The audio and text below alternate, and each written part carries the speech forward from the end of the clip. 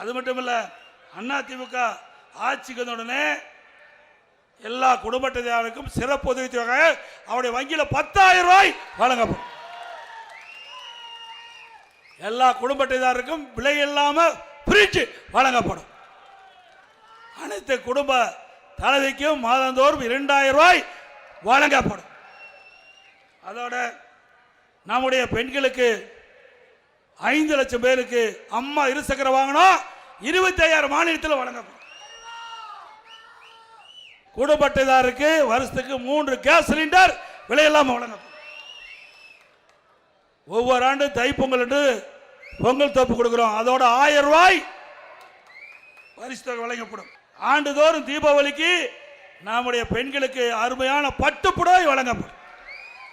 இப்பொழுது மகளிர் தான் நகர பேருந்துல கட்டணம்லாம் பயணம் செய்யறாங்க. அதிமுக ஆட்சி பண்ண உடனே ஆண்களும் நகர பேருந்துல கட்டணமா பயணம் செய்யலாம்.